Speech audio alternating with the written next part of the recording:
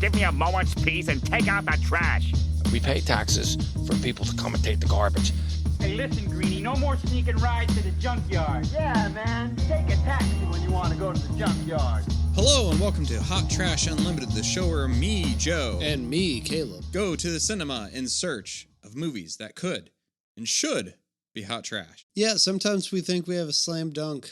I don't know why we think that anymore. I feel like we've been disappointed enough that we should not go in with such high hopes. But you know, that's the beauty of hope. It is the thing with feathers that sits upon your soul. I don't know. Caleb, what did we see this week? We saw the Forever Purge. Thank you for your participation. We survived. All police and emergency services have been reinstated. All crime, including murder, is now illegal. Come on, let's get to work. One night only. Rest of the year is peaceful. Help me! Help me! The purge is over, please! No, it ain't. This is insane. Nobody hear the sirens? There's no crime anymore. Anything goes. You rich can't hide behind your steel walls no more.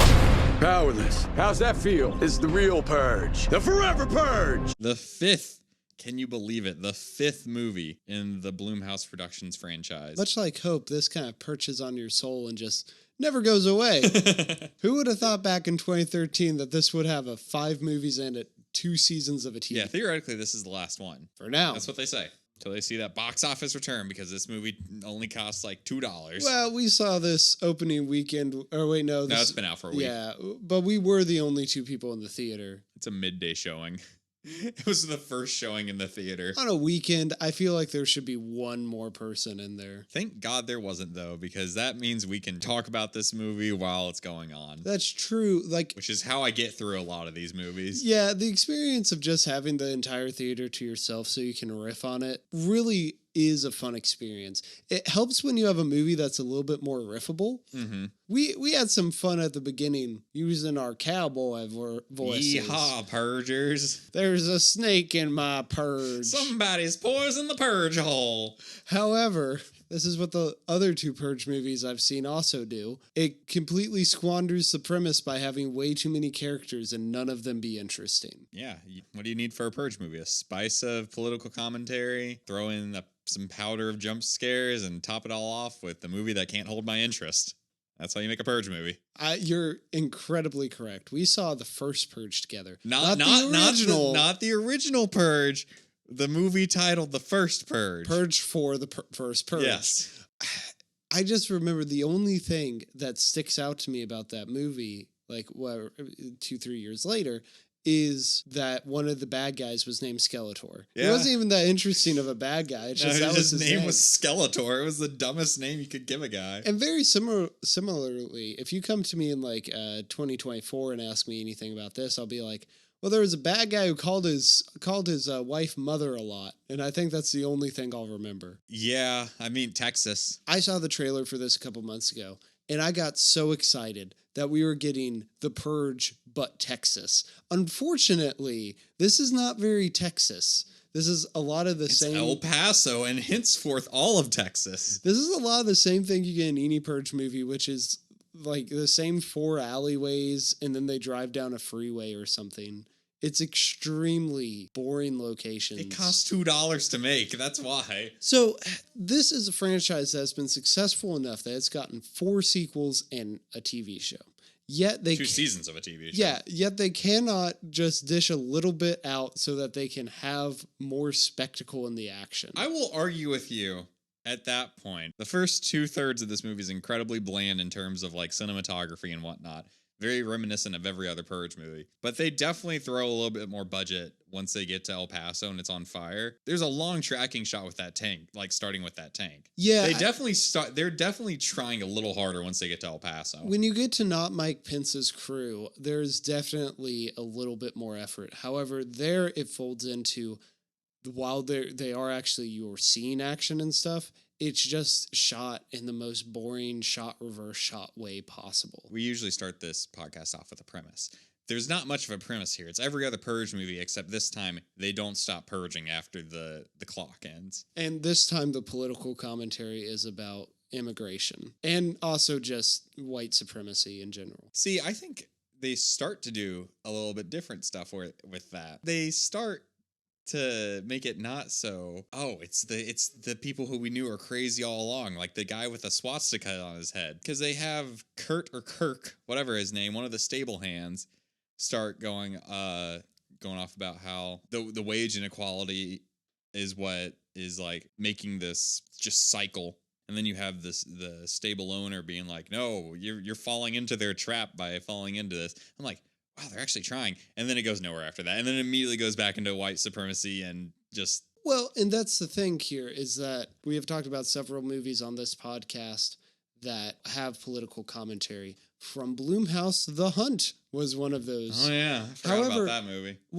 This is kind of the opposite of like a Run, Hide, Fight, where that's a movie that I don't like because of the political messaging. This is a movie that the political messaging's fine. I have no problem with the commentary. Maybe it's a little shallow, but it's not what's bringing down the film. What's bringing down the film is just that it's a poorly made film. See, I just, these movies aren't made for me. I don't like horror movies to start with, and I don't like mindless action. Well, good. This isn't a horror movie. It's the merger of those two. There's one like frightening part, and that's when the true patriot vans are walking by or driving by, and you can like hear the screams of the people they're torturing. And that is a frightening concept. It's chilling. Goes nowhere. Yeah, we see those vans maybe one other time in the movie, and I just can't get past this. This movie basically has 6 characters in it, 3 sets of couples. None of them are interesting. Not a single one. If you put $5 down on that bar stool that's between us, I could not name a single one of these characters. Juan. You want to know why? Because I made a dumb joke at the beginning and it turned out to be his name. Oh, that's something I do want to bring up at the beginning. So 3 of these characters are refugees, and they're just immigrants. They had to flee Mexico because of the cartels. I think that would put them under the label of refugee. It doesn't matter. The point is, we get the cold open with them crossing the border. But then in the story proper, Juan is introduced because he has the mystical horse taming powers. And it felt very much like we have to show that Juan is special and that he matters. He can't just matter because he's a person. He has to matter because he can tame horses. He's in touch with nature.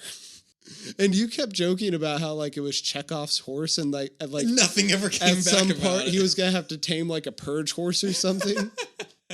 Well, and then the motorcycle scene happens. Like, no, he has to tame the purge motorcycle. I'd say the most interesting character is not Mike Pence, but the most interesting character after that, I guess, is there's this indigenous guy who keeps coming on the news to talk about how the purge doesn't work, and then at the end he shows up, but even then he's that much of a presence. It's just like, oh, he has a plot purpose. These movies introduce so many concepts, and you think they're going one way with it. The entire purge is fascinating, but it's always just chaos. It's like, there's so much more you can do with this. You can do like a heist or something. And a heist idea would be really cool. Like, think about, you can do any crime during this time. Obviously, you don't want to go out in the What about like a serial killer who only does the purge, like uses the purge as cover or something like that? What about like a drug cartel who only makes drug deals during the purge? That'd be like fascinating. And I think you can do all these concepts. Breaking Bad, but only on Purge Day. I think you can have all these concepts and still make it political. And that's the biggest problem of the first one, is like, it's this cool concept,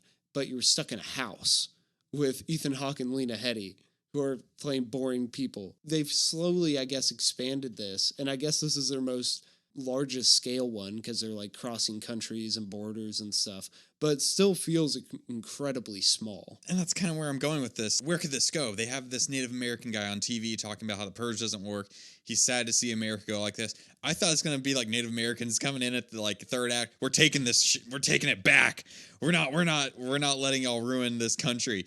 No, they're just helping the cast because they paid them, so they need to get them to be on set for more than just in front of a green screen to be on a news segment. I've seen the first Purge and the original Purge, and now this one. I've not seen Election Year or Anarchy. So maybe those have more interesting world building. I think that's a big problem, and it's kind of going off of what you're saying. There's just not, like, this is not an interesting world. You made the joke about how, like, if the timeline of the franchise added up, this would have to be like 30 years in the future or something like that. No. It is 30 years in the future. It is, but it doesn't look like it. It looks like modern day. You could set this at any point. It's boring modern day. It's like Tuesday of 2021. And you have a concept with that. Like, okay, this takes place like sometime in the year 2040, because apparently it takes place after election year, which took place during 2040. So you have this thing of the purge works. It guys, it just works. But why is technology the same as it is in the modern day that the movie's watching it? Maybe it's like stagnated growth or something like that because of it. Like, you have so many concepts you can go with this, and nope, nowhere. Just let's kill some people. Let's theme our costumes, everybody. How much planning do you think actually goes into purging? With the amount of getting the gang together, getting your masks ready, getting the grease paint on before purge. It's like cosplay. Yeah. People spend a whole year making their costume. For 12 hours. Yeah. And then they can't ever use it again because, like, you have to up yourself next year. Yeah. It's like, guys, I got a bunny costume. I'm going to just mangle it. The Easter costumes, they were going out of sale, or they were going on sale, thankfully, after the season. Do you think there's like a big like overstock sale, like how you get candy the last day or the like November 1st after Halloween? Do you think like you can get butcher knives like half price on the day after purge? They had something like that where there was a gun store that was 40% off for purge day. They get purge bonuses the day up. Like they have concepts that's like they're kind of thinking, but I don't know if it's just this writer who's written all of them does not have the foresight to go anywhere else with it, or if it's Blumhouse being like, nope, we know what works, we know what's been making money, just keep doing that. I think part of it is that the political commentary keeps changing each movie. He has to kind of reset things, so he can't just have like a consistent world building. You say that. Every single one that I've seen, all two of them. And I know the first one's like wage inequality, and then it kind of just the last movie was about race inequality and wage inequality, and this one was the same thing. Yeah, but I'd say like the differences between like inner city and like border crisis are a little different. I think the other problem there is just that this still has a budget of $3. Mm-hmm. Everything in this movie looks bad. The shot where they're like leaving whichever city they live in, and everything it's the water tower shot for those of you who've seen the film. The water tower full of fire. But also every single thing looks like a different type of fake. Let's not talk about the baby. Do you want to talk about the baby, Joe? Do you need to get that off your chest? There's you have a quiet place moment where, oh no, the pregnant mom has to give birth during all the chaos. Thankfully, it's not during like a firefight or something where any sense of disbelief is just gone. It's just at the very end, she has a baby, and it's terrifyingly not real. I guess going back to the masks thing real quick, this movie like kind of blows its budget on like I don't even want to say cool costume design, just interesting costume designs that stand out. And then it quickly turns into just like paramilitary militias. And that's really disappointing. Like, I want as impractical as it is, I want the guy with the big Stetson with the long horns on it. I want the silliness of that. I love the themed cowboys that like are so themed. All they have are revolvers. Oh yeah, they are themed to a fault where they lose a firefight because they are just underpowered against these people. Man, I really wish we had got more Cowboy Purge stuff. I guess we get a little bit at the end. They use a lasso to defeat the bad guy. But we don't get enough of it. Also, because this is set in the West and stuff, I'm like, I wonder how this would have been shot in like the 50s or 60s. I'm like, there would be a lot more static shots. A lot of them would be further away.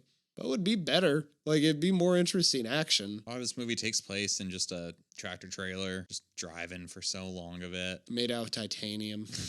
Can withstand any bullet. They keep trying. They're trying to do chilling things, and they succeed with that the torture vans. Mm-hmm. Then I think we're gonna take it a step further. We're gonna get this guy who's identifying ammo. No wait, he's identifying guns. Also, he has a swastika on his face. Not only is he identifying, he's singing along with them. So it's like, the percussion of the Glock, boom, ba boom, boom. It's honestly pretty funny. I think that guy did a service. What happened to her boss? Well, probably he died. America falls at the end of this, so... Well, yeah, but he was in that scene, And then he wasn't. Do you think that's where, if this guy had a new Purge movie, because this ends at a spot where it's like, well, I guess that can kind of be the end of the franchise. But I'm sure this guy it ends has with like the NFFA. Like actually, it's like, oh, they're done. They can't control this. Because I bet this guy still has another, like a sixth script in his back pocket, and I wonder if he's like, that's where I'll pick the story up with that guy. I think that's what they did with the other movies. It was like a background character became the main character or something. Yeah, well, I don't know. You know, Blumhouse, for all the bad things that they produce, and like in between the box office, like just grand slams they have just these glimmering moments of, I see what you're trying to do here. And especially with a franchise like The Purge that has just gone on this long, it's so disappointing to see every single one is the same movie again. Where do you think this ranks in the pantheon of recent horror franchises? Like Saw, Paranormal Activity. See, I don't think this has quite reached the like bad territory that those movies go into where it becomes a self-parody. These have all stayed, like, for the most part, pretty true to themselves. Saw, that series started out with a really good first movie and quickly just went downhill. I can't speak of the Conjuring movies. I know the prequels that they keep doing are what people really don't like, but then the mainline ones are, from what I hear, pretty good. Mm-hmm. Paranormal Activity, I know that's another one where it's like really solid first one and then it becomes a self-parody at a certain point. I still think this is just like mid-range because none of these have like excelled in any way. I think where this succeeds is that there is kind of a united vision. You can tell that one guy has written all of these, for better or worse. Like, I think he doesn't know how to write interesting characters, which maybe get a co-writer on some of them. But it definitely, I don't know. I think if it had fallen like in quality, maybe I would enjoy these more. Like, there's something to be said about the silliness of like the fifth Paranormal Activity movie. Not that one specifically, just like, yeah. By that point in the franchise, it's degraded so much. See, the first Purge almost reached that point where it was just so silly. It was boring, but I was laughing at a lot of it. There was so many long stretches of nothing happening, though. Yeah, and there was also like even less stakes in that one. I don't remember that movie. I don't remember anyone dying, though. Oh, people died, but like, by the end of it, the main guy is like, him and his girlfriend are fine, and they feel victorious, and they're like, we're going to take on the system. And then, of course, 40 years later... Still going. Still chugging along. The Forever Purge. Or, I mean, the Purge Forever After. I mean, the Eternal Purge. We'll figure out a name eventually. We'll name the movie after it's done being shot, whichever one tests better with focus groups. Where do you think all those newscasters were at the end of the movie? Because like all major cities have fallen, and you imagine like the CNN types would be killed by the Forever Purgers. Yeah. So like, did all those like, do they have a broadcast bunker? I don't know. Well, maybe it's like, you know, there you see a lit up. Such a chilling image of the United States. Not really. It's lit up because it's on fire and it just makes the outline of the borders of the U.S. Much like the Universal logo that came before it. And you know, you see all the main cities on fire, and then you got the Midwest out there. It's got a couple fires. Do you think they're just everywhere else, or it's like, hey, our people didn't freak out? Well, you don't have to purge the place where no one lives. The cornfields are the only refuge. That is what I thought during all this. I'm like, y'all, you could probably just drive into the middle of nowhere and wait. They could probably have stayed at the farm. They're pretty like, that was a nice farm, yeah. Like they had the people drive past, and they're like, oh, we probably need to get out into the chaos. Yeah, I don't get it, man. I feel like there is a lot of potential world building and a lot of cool concepts like you were talking about. Maybe the TV show goes into it a little more. Maybe with like... Not with this writer, I would imagine. I don't know if he's as attached to the TV show, but... You know, 10 episodes, which I'm assuming are either 40 minutes to an hour or something like that. Maybe just have more time. Yeah, and I still wonder, though, even if you had enough world building, would that make up for so boring characters? Yeah. But then again, maybe the TV show, they have time to develop these people. That's the problem here. It's like if it was 2 or 3 people, they could probably develop them, but... It's 6 characters. That's a lot. That's a lot for a normal movie to have to develop. I don't know. Like I said, it's kind of nice and refreshing to see a movie that's not bad because of what it's saying. It's just bad because it's bad. So I'll give it that. This is nowhere near as annoying as Infidel. I think this is more just on the lackluster. And if you liked all the other Purge movies, you'll like this. Yeah, because it doesn't do anything different. which is the problem for me. Yeah, and me too. So, where you got to rate this? There were a lot of dumpsters and trash cans on fire. Is this gonna join those? No, it's one of the trash cans that like the trash had gotten taken out before, but it's still like in a ruined purge city. It's just one of those where it's like, it's probably getting trashed at the end of this. Yeah, I think once this all gets cleaned up, this trash can's going too. I feel like that's a pretty good description. Yeah, it's just, I don't even want to say it's boring. No, it's boring. But it is thoroughly forgettable. Mm-hmm. Like you said, you're not going to remember this. You don't remember the first Purge, and it's been 3 years. You're not going to remember this in 3 years. Very true. All right, y'all. Thank you for listening. Please rate and review us 5 stars. Check out all my other podcasts. Hot Trash Unlimited is the one we're doing now, so I don't have to plug that one. But All New 52 if you want to hear me and Joe talk about comics, The Snub Club, and also Star Wars Therapy. You have anything to say, Joe? I mean, we gotta bunker down. Purge night's coming up. We gotta. Cersei, you're purging too, aren't you? We gotta do some tax evasion during this purge. The political commentary.